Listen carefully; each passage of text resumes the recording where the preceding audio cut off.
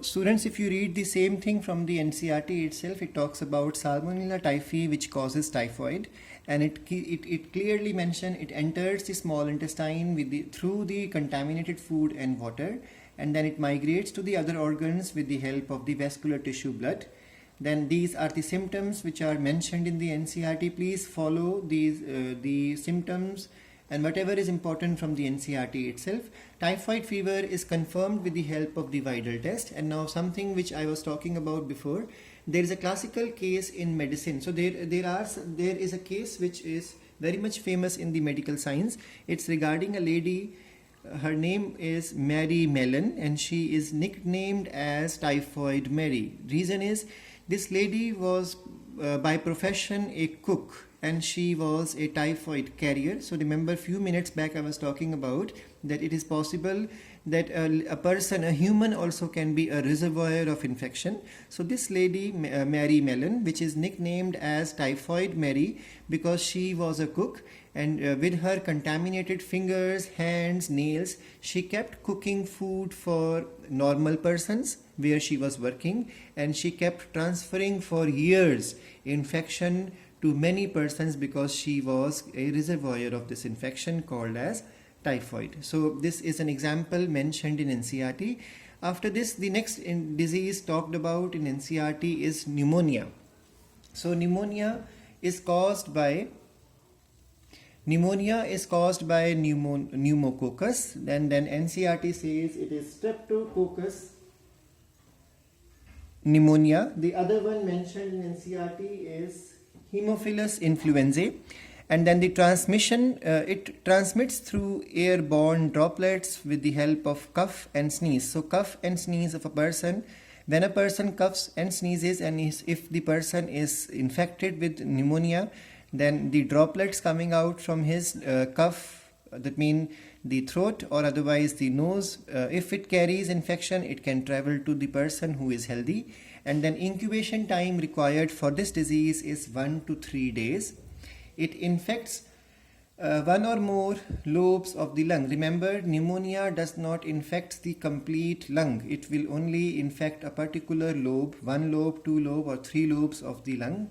And the symptoms of pneumonia includes high fever, rapid shallow breathing, dry cough will be there. Later the cough will become more like colored will change. It will be more yellowish green, and then it will start having even blood coming out with the sputum. And then the treatment of this disease is with the help of the antibiotics. Now these are the only two bacterial diseases explained in detail in NCERT, but NCERT does talk about the names of 3 diseases. So that's why I have made the notes regarding these 3 infections also.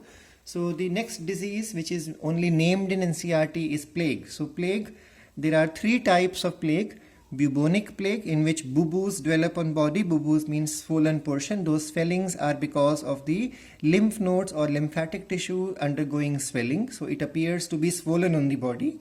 The next one is the septicemic, and third one is the pneumonatic. So we'll be learning about bubonic in detail. So the bubonic type of plague is also called as Black Death of the Middle Ages, and it is caused because of Yersinia pestis, also called as Pasteurella pestis. Remember, this bacteria is a non-motile bacillus bacteria. It is transmitted through flea, and the scientific name of flea I have mentioned here. Why this all is important? Reason, in your entrance exam, the scientific names generally come in option like A, B, C, D. You have to tick the right one. So all these scientific names are important. And just remember, plague is because of a bacterium which is carried with the help of flea, and flea are attached to the body of rats. So its incubation is 2 to 6 days. It infects the lymph nodes, and then the symptoms include fever, hemorrhage, chill, delirium, buboes which are painful. And what are buboes? They are swelling of the lymph nodes. Treatment, again, because it's a bacterium, is done with the help of antibiotics, and it is diagnosed with the help of Wesen stain test.